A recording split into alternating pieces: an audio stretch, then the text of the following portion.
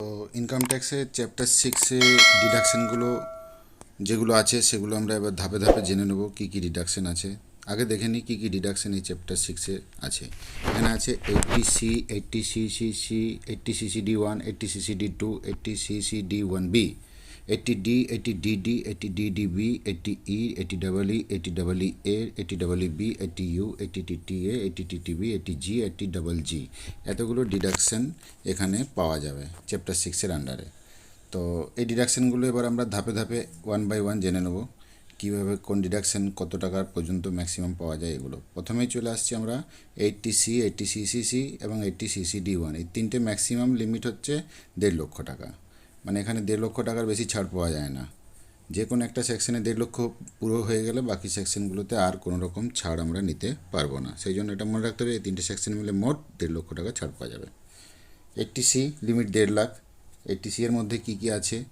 80C এর মধ্যে আছে employee provident fund, EPF, GPF, public provident fund, premium payment towards life insurance company, আর আছে ইএলএসএস মিউচুয়াল ফান্ড আছে, ন্যাশনাল সেভিংস সার্টিফিকেট আছে, এনএসসি যেটা আমরা বলি, সুকন্যা সমৃদ্ধি যোজনা আছে, ইউনিট লিঙ্ক ইন্স্যুরেন্স প্ল্যান মানে ইউলিপ যেটাকে আমরা বলি, এবং repayment of home loan principal amount, house building loan থাকলে তার প্রিন্সিপাল যেটা আমরা পেমেন্ট করি সেটা এখানে ছাড় পাওয়া যাবে। তাছাড়া আছে রেজিস্ট্রেশন চার্জ, স্ট্যাম্প ডিউটি যদি কোনো হাউস প্রপার্টি পারচেজ করা হয়। 5 ইয়ার ট্যাক্স সেভিং ফিক্সড ডিপোজিট আছে, মানে ব্যাংকে যদি 5 বছরের জন্য ফিক্সড ডিপোজিট করেন তাহলে ডিপোজিট অ্যামাউন্টটা সেকশন 80C-তে ছাড় পাবেন। তাছাড়া পোস্ট অফিসেও ফিক্সড ডিপোজিট করেন 5 বছরের জন্য যদি, সেক্ষেত্রেও আপনি ছাড় পাবেন। সিনিয়র সিটিজেন সেভিংস স্কিম আছে, এটা সিনিয়র সিটিজেনদের জন্য। আর তাছাড়া আছে টিউশন ফি আছে ম্যাক্সিমাম 2টো বাচ্চার জন্য আপনার টিউশন ফির ক্ষেত্রে বাচ্চার অ্যাডমিশন হতে হবে গভর্নমেন্ট রেজিস্টার কোনো স্কুলে, গভর্নমেন্ট অ্যাপ্রুভ কোনো স্কুলে লাইসেন্স থাকবে, এবং সেক্ষেত্রে মান্থলি যে আমরা স্কুলে বাচ্চাদের টিউশন ফি পেমেন্ট করি প্রতি মাসে যেটা, সেটা এখানে ছাড় পাওয়া যাবে। এখানে মনে রাখতে হবে অ্যাডভান্স পেমেন্ট করলে সেটা কিন্তু অ্যাডভান্স ক্লেম করা যাবে না, এটা মাথায় রাখতে হবে। এই হলো সেকশন 80C-তে এতগুলো ছাড়, এগুলো মিলে মোট আপনি 1.5 লাখ টাকা ছাড় পাবেন।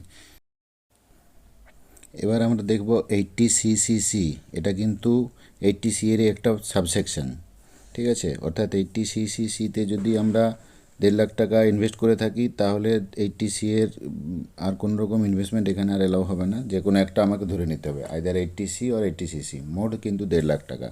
যাই হোক, 80CCC হচ্ছে annuity pension plan from an approve life insurance company. অর্থাৎ আমরা কোনো লাইফ ইন্স্যুরেন্স কোম্পানি থেকে যদি কোনো অ্যানুইটি পেনশন প্ল্যান নিয়ে থাকি, অর্থাৎ আমরা প্রিমিয়াম দিচ্ছি এবং তার বদলে আমরা একটা সার্টেন এজের পরে আমরা পেনশন পাবো, আর 60 এজের পরে পেনশন পাবো, সেই ক্ষেত্রে এই সেকশনটা কাজ করবে অ্যানুইটি পেনশন প্ল্যানের জন্য।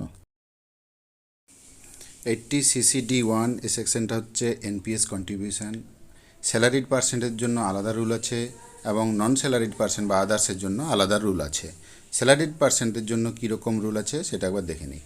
স্যালারিড পার্সেন্ট যারা, তাদের ক্ষেত্রে 10% of basic plus DA, basic এবং ডিএকে যোগ করে তার 10% যা হবে সেটা একটা অ্যামাউন্ট, এবং কন্ট্রিবিউশন বাই দ্য এমপ্লয়ি এটা একটা, এই দুটোর মধ্যে যেটা ছোট হবে কম হবে সেটাই কিন্তু স্যালারিডের ক্ষেত্রে 80CCD1 সেকশনে কোয়ালিফাই করবে। আর আদার্সের ক্ষেত্রে গ্রস টোটাল ইনকাম যেটা, তার 20% যেটা হবে সেটাই কিন্তু সে এনপিএসে কন্ট্রিবিউশন দেখাতে পারে। এই হলো 80CCD1 সেকশন। আবার বলে রাখবো 80C, 80CCC এবং 80CCD1 এই তিনটে সেকশন মিলে মোট 1.5 লাখ টাকা ম্যাক্সিমাম লিমিট আছে ডিডাকশন পাওয়ার ক্ষেত্রে। তার মানে 80CCD1 যেটা এনপিএস কন্ট্রিবিউশন, সেখানে আপনি যেটা কন্ট্রিবিউট করছেন সেটা কিন্তু 1.5 লাখ লিমিটের মধ্যেই রাখতে হবে, যেটা 80C এর সাবসেকশন। এবার আমরা চলে আসছি 80CCD2, এবং এটা কিন্তু 80C এর পার্ট নয়। 80CCD2 সেকশনে NPS contribution by the employer, অর্থাৎ আপনার এমপ্লয়ার যে কন্ট্রিবিউশন করবে সেটা এই সেকশনে কোয়ালিফাই করবে, এবং এর ক্ষেত্রে রুল আছে। ভিডিও পজ করে আপনারা রুলটা দেখুন, বুঝতে নিশ্চয়ই কোনো অসুবিধা আশা করি হবে না। তবে একটা কথা বলে রাখি, এনপিএস কন্ট্রিবিউশন যেটা এমপ্লয়ার কন্ট্রিবিউশন সেটা কিন্তু আমাদের ওয়েস্ট বেঙ্গল স্টেট গভর্নমেন্টের ক্ষেত্রে নেই, তাই ওয়েস্ট বেঙ্গল স্টেট গভর্নমেন্ট এমপ্লয়ীদের ক্ষেত্রে এটা নিয়ে ভাবার কোনো কারণ নেই। সেন্ট্রাল গভর্নমেন্ট এমপ্লয়ীদের ক্ষেত্রে 80CCD2 সেকশনটা প্রযোজ্য হবে, এবং কিছু পিএসইউ সেক্টরের ক্ষেত্রেও এটা প্রযোজ্য হবে। এমপ্লয়ার কন্ট্রিবিউশন যাদের থাকবে তাদের ক্ষেত্রে এটা প্রযোজ্য। একটা কথা বলে রাখি, এই সেকশনে 1.5 লাখ লিমিটের সাথে কোনো সম্পর্ক নেই। এমপ্লয়ার কন্ট্রিবিউশন অর্থাৎ 80CC(d)(2) সেকশন বাদ দিলে এতক্ষণ যা কিছু আলোচনা করা হলো সেখানে আপনি 1.5 লক্ষ টাকার বেশি কোনো অবস্থাতেই ছাড় পাবেন না। এবার একটা সেকশন আসছে 80CC(d)(1)(b) সেকশন। এই সেকশনের আন্ডারে এনপিএস টিয়ার 1 অ্যাকাউন্টে আপনি অতিরিক্ত 50,000 টাকা বা তার বেশি ইনভেস্টমেন্ট করে আপনি ডিডাকশন ক্লেম করতে পারবেন। পরবর্তী সেকশন 80D। এই সেকশনে মেডিকেল ইন্স্যুরেন্সের ওপর আমরা যে প্রিমিয়াম পেমেন্ট করি সেই প্রিমিয়াম ছাড় পাওয়া যায়। এই সংক্রান্ত একটি ভিডিও আমি ডিটেল অলরেডি বানিয়েছি। এই ভিডিওর লিঙ্ক ডেসক্রিপশনে দেওয়া আছে, আপনারা সেখান থেকে ভিডিওটি দেখুন এবং ডিটেল ভিডিও দেওয়া আছে, কোনো সমস্যা হবে না। সমস্যা হলে কমেন্ট বক্সে অবশ্যই কমেন্ট করবেন। পরবর্তী সেকশন 80D। এই সেকশনে আমরা ট্যাক্স বেনিফিট পেয়ে থাকি যদি ফ্যামিলি মেম্বারদের মধ্যে কেউ ডিসেবল ডিপেন্ডেন্ট হয়, অর্থাৎ যদি প্রতিবন্ধকতা থাকে তাহলে আমরা ট্যাক্স বেনিফিট পেতে পারি। এই ট্যাক্স বেনিফিট কিন্তু ইরেসপেক্টিভ অফ এক্সপেন্ডিচার, অর্থাৎ আপনি কত খরচ করেছেন তার উপর নির্ভর করে না। এখানে স্ট্রেট ছাড় পাওয়া যায়, 2 ধরনের ছাড়ের প্রভিশন আছে। প্রতিবন্ধকতা যদি 40 থেকে 80% মধ্যে হয় তাহলে 75,000 টাকা স্ট্রেট ছাড় পাওয়া যাবে, এবং প্রতিবন্ধকতা যদি 80%-এর উপর হয় তাহলে স্ট্রেট 1,25,000 টাকা ছাড় পাওয়া যাবে। ইনকাম ট্যাক্সের নিয়মে এখানে ডিপেন্ডেন্ট কারা কারা হতে পারে সে ব্যাপারে স্পষ্ট নির্দেশিকা আছে। ডিপেন্ডেন্ট স্পাউস হতে পারে, প্যারেন্টস হতে পারে, চাইল্ড হতে পারে, ব্রাদার হতে পারে, সিস্টার হতে পারে। এদের মধ্যে যে কেউ যদি ডিপেন্ডেন্ট এবং ডিসেবল হয় তাহলে স্ট্রেট 75,000 টাকা এবং 1,25,000 টাকা ছাড়ের প্রভিশন ইনকাম ট্যাক্সে আছে। একটা কথা বলে রাখি, যেখানে ডিপেন্ডেন্ট যদি নিজের রিটার্ন ফাইলিংয়ে 80U সেকশনে ট্যাক্স ডিডাকশন ক্লেম করে থাকেন তাহলে ট্যাক্স পেয়ার এক্ষেত্রে 80D সেকশনে কোনো প্রকার ডিডাকশন ক্লেম করতে পারবেন না। পরের সেকশনে চলে যাচ্ছি আমরা। পরের সেকশন 80DDB।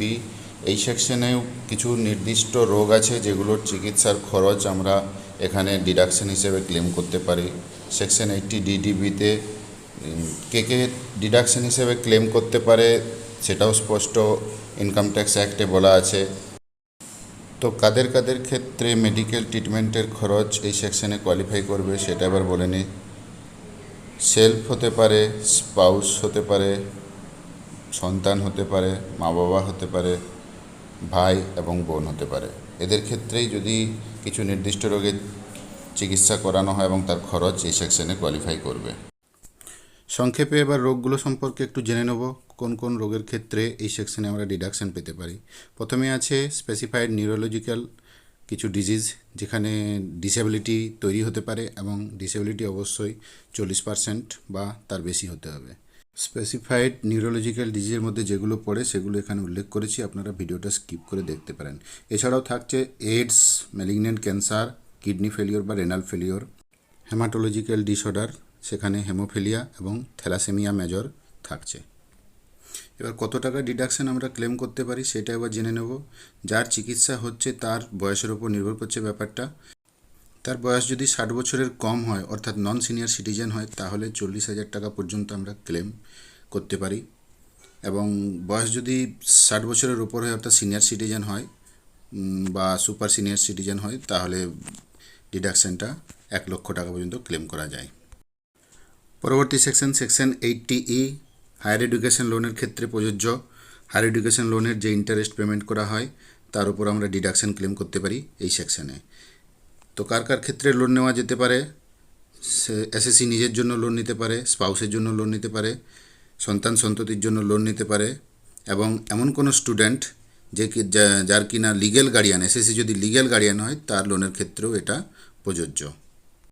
আবার বলে রাখি, লোনের যে ইন্টারেস্ট সেটার উপরই ছাড় ক্লেম করা যাবে, অন্যথায় কিন্তু প্রিন্সিপালের উপর কোনো প্রকার ছাড় ক্লেম করা যাবে না।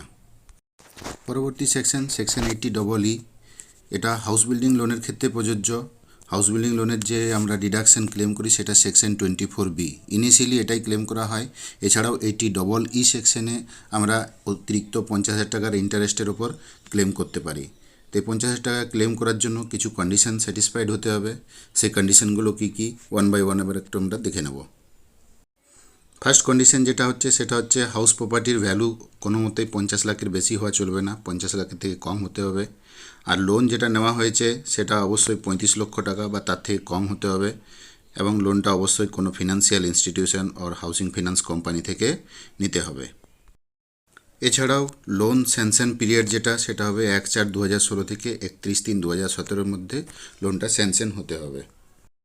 80EE এই সেকশনেও হাউস বিল্ডিং লোনের উপর অতিরিক্ত ছাড় পাওয়া যায়। এখানে ছাড়ের পরিমাণটা 1.5 লক্ষ টাকা, অর্থাৎ আপনি 24B সেকশনে 2 লক্ষ টাকা ক্লেম করার পর আবার 80EE সেকশনে অতিরিক্ত 1.5 লক্ষ টাকা ইন্টারেস্টের ওপর ক্লেম করতে পারবেন। হাউস বিল্ডিং লোনের উপর অবশ্যই হতে হবে। এটা হচ্ছে 80EE সেকশন। এক্ষেত্রেও কিছু টার্মস অ্যান্ড কন্ডিশন আছে, সেই কন্ডিশনগুলো কী কী সেটা একবার দেখে নেব। কন্ডিশনগুলো পরপর বলে নিই। লোন স্যাংশন পিরিয়ড যেটা সেটা 1 এপ্রিল 2019 থেকে 31 মার্চ 2022 মধ্যে হতে হবে। Stamp duty value of house property, মানে হাউস প্রপার্টির স্ট্যাম্প ডিউটি ভ্যালু সেটা 45 লাখ টাকা বা তার থেকে কম হতে হবে, তার থেকে বেশি হলে কিন্তু এই সেকশনে ছাড় পাওয়া যাবে না। আর ট্যাক্স পেয়ার যদি অলরেডি 80EE সেকশন যেটা আগে ডিসকাস করেছি সেই সেকশনে যদি ছাড় নিয়ে থাকে তাহলে এই সেকশনটাতে আর ছাড় পাবে না। আরেকটা গুরুত্বপূর্ণ কন্ডিশন হচ্ছে ট্যাক্স পেয়ারের এটা ফার্স্ট টাইম হোম বাই হবে, এবং ডেট লোন স্যাংশনিং ডেট পর্যন্ত আর কোনো হাউস প্রপার্টি তার নামে থাকা চলবে না। লক্ষণীয় বিষয় যেটা সেটা হচ্ছে যে লোন স্যাংশনিং ডেটের যে লাস্ট টাইম যেটা আপডেট দেওয়া হয়েছে সেটা 31 মার্চ 2022 পর্যন্ত লোন স্যাংশনিং ডেটটার টাইমলাইন দেওয়া হয়েছিল, কিন্তু 31 মার্চ 2022 তো অলরেডি পেরিয়ে গেছে। তাহলে এক্ষেত্রে লোন স্যাংশনিং যদি 31 মার্চ 2022 পরে হয় তাহলে আপাততভাবে এই সেকশনে কোনো প্রকার ছাড়ের জন্য এলিজিবল হচ্ছে না, যতক্ষণ না ফাইন্যান্স ডিপার্টমেন্ট থেকে এ ব্যাপারে কোনো আপডেট দিয়ে ওই ডেটটাকে এক্সটেন্ড করা হচ্ছে।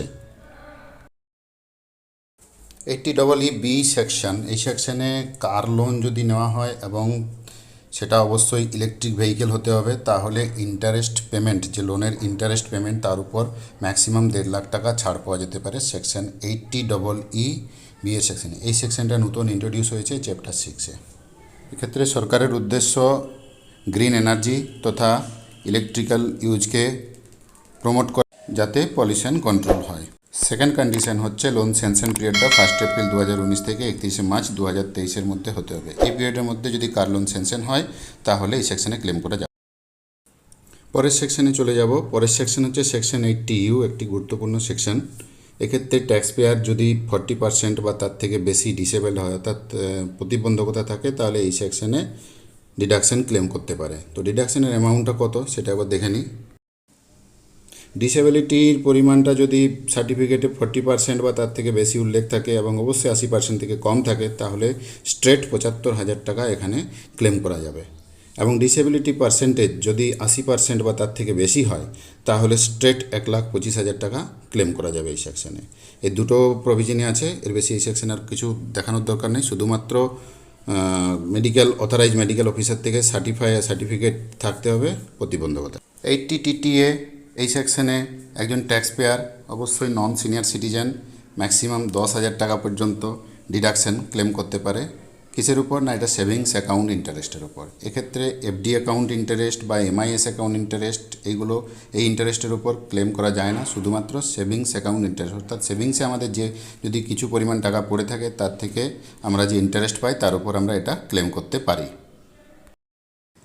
সেকশন 80TTB এই সেকশনে সিনিয়র সিটিজেনরা ম্যাক্সিমাম 50,000 টাকার ট্যাক্স ডিডাকশন ক্লেম করতে পারেন।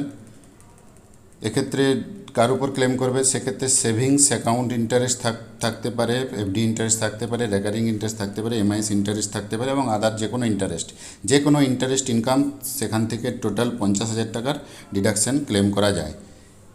80TTB এবং 80TTA দুটো সেকশনের মধ্যে তফাৎটা এটা যে 80TTA নন সিনিয়র সিটিজেনের ক্ষেত্রে অ্যাপ্লিকেবল এবং 80TTB সিনিয়র সিটিজেনদের ক্ষেত্রে অ্যাপ্লিকেবল। আরেকটা গুরুত্বপূর্ণ, 80TTA অনলি সেভিংস অ্যাকাউন্ট ইন্টারেস্টের উপর অ্যাপ্লিকেবল, কিন্তু 80TTB যে কোনো ধরনের ইন্টারেস্ট আর্নিং তার যোগফলের উপর অ্যাপ্লিকেবল। 80GG সেকশন, এই সেকশনে যারা হাউস রেন্ট পেমেন্ট করেন কিন্তু সেকশন 1013A ক্লেম করার সুযোগ পান না, তারা 80GG সেকশনে ক্লেম করার সুযোগ পাবেন। তো এক্ষেত্রে কারা 1013A-তে ক্লেম করার সুযোগ পায় না, না যাদের ক্ষেত্রে স্যালারি স্ট্রাকচারে এইচআরএ কম্পোনেন্ট নেই, অথবা কোনো বিজনেস প্রফেশনের সাথে যুক্ত এইচআরএ বলে কোনো ইনকাম তাদের হয় না, তারাই একমাত্র এই সেকশনে ক্লেম। কত টাকা ক্লেম করবেন সেটা একটা নিয়ম আছে। এখানে 1, 2 এবং 3 তিনটে পয়েন্ট দেওয়া আছে। এই পয়েন্ট তিনটের মধ্যে সবথেকে কম যে ক্যালকুলেশনটা হবে সেটাই হবে ক্লেম করার অ্যামাউন্ট। তো প্রথম পয়েন্টে যেটা দেওয়া আছে যে rent paid minus 10% of total income, অর্থাৎ অ্যাকচুয়াল ঘর ভাড়া দেওয়া হয়েছে 12 মাসে যত টাকা টোটাল, সেটার থেকে বিয়োগ যাবে টোটাল ইনকামের 10%। আর 2 নম্বর পয়েন্টে আছে 5,000 টাকা পার মান্থ একটা ধরে দেওয়া আছে। তো 5,000 টাকা পার মান্থ হিসেবে যে ক্যালকুলেশন হবে সেটা, এবং 3 নম্বরে দেওয়া আছে 25% অফ টোটাল ইনকাম। এই তিনটের মধ্যে সবথেকে কম যেটা হবে সেটাই ডিডাকশন হিসেবে ক্লেম করা যাবে। এখানে একটা কথা বলেছি আমি বারবার যে টোটাল ইনকামটা কি না গ্রস ইনকাম, অর্থাৎ সমস্ত ইনকামকে জুড়লে যে ইনকাম হয় সেটা হচ্ছে গ্রস ইনকাম। এই গ্রস ইনকাম থেকে আমরা হাউস প্রপার্টি লস এবং স্ট্যান্ডার্ড ডিডাকশন বাদ দিলে যেটা দাঁড়ায় সেটাকে গ্রস টোটাল ইনকাম বলে। এই গ্রস টোটাল ইনকাম থেকে যখন আমরা বিভিন্ন ডিডাকশন লাইক 80C থেকে 80U পর্যন্ত সব কিছু বাদ দেবো, তারপর যে ইনকামটা দাঁড়ায় সেটাই হচ্ছে টোটাল ইনকাম। এই সেকশনে ডিডাকশন ক্লেম করার আগে আপনাকে অবশ্যই ইনকাম ট্যাক্স পোর্টালে লগ ইন করে সেখানে ফর্ম 10BA ফিল আপ করতে হবে এবং সেটা যথারীতি ভেরিফিকেশন করতে হবে। Next 80G section. এই সেকশনের ডোনেশন টু চ্যারিটেবল ইনস্টিটিউশন, অর্থাৎ ডোনেশন করলে আপনি এখানে ডিডাকশন ক্লেম করতে পারবেন। এ ব্যাপারে ডিটেল ভিডিও চাইলে আপনারা কমেন্ট করে জানান, আমি এই ব্যাপারে 80G এর উপর ডিটেল ভিডিও বানাবো। এছাড়াও আরও কয়েকটি সেকশন আছে, যেমন 80GGA। এই সেকশনে আপনি সায়েন্টিফিক রিসার্চ এবং রুরাল ডেভেলপমেন্টের জন্য যদি ডোনেট করেন তাহলে ছাড় পাবেন। অবশ্যই বিজনেস এবং প্রফেশনাল ইনকাম থেকে ব্যক্তিরা এক্ষেত্রে ছাড় পাবে না, এবং যত টাকা আপনি ডোনেট করছেন তার পুরোটাই এক্ষেত্রে অ্যালাউড হবে। এখানে 10,000 টাকা পর্যন্ত আপনি ক্যাশ দিতে পারেন, যেটা 80GG সেকশনে 2,000 পর্যন্ত ছিল। 80GG সেকশন, এই সেকশনে কন্ট্রিবিউশন টু পলিটিক্যাল পার্টি। এক্ষেত্রে পলিটিক্যাল পার্টিকে কন্ট্রিবিউশন করলে ডিডাকশন পাওয়া যায়, এক্ষেত্রে ইন্ডিভিজুয়াল ডিডাকশন পায় না। কোম্পানি ডিডাকশন পাওয়ার জন্য এই সেকশনটা তৈরি হয়েছে, এক্ষেত্রে বেশি আর না বলাই ভালো। তারপরে সেকশন হচ্ছে 80GG। এক্ষেত্রে কোনো ইন্ডিভিজুয়াল যদি পলিটিক্যাল পার্টিকে ডোনেট করে তাহলে তিনি ডিডাকশন ক্লেম করতে পারবেন, এবং যত টাকা ডোনেট করছেন তার পুরোটাই ক্লেম করা যাবে, অর্থাৎ 100% কোয়ালিফাই করবে। তবে এক্ষেত্রে কিন্তু পুরোটা ডোনেটেড অ্যামাউন্ট পুরোটাই কিন্তু আদার দেন ক্যাশ, অর্থাৎ digital payment or cheque payment করতে হবে। আরও কয়েকটি সেকশন আছে যেগুলো আমাদের আলোচনার বাইরে, তাই ওগুলো আর আলোচনা করলাম না। ভিডিওটি ভালো লাগলে অবশ্যই লাইক করুন, কমেন্ট করুন, শেয়ার করুন এবং চ্যানেলটিকে সাবস্ক্রাইব করে রাখুন, যাতে পরবর্তী ভিডিওর নোটিফিকেশনগুলো আপনার কাছে পৌঁছাতে পারে। ধন্যবাদ।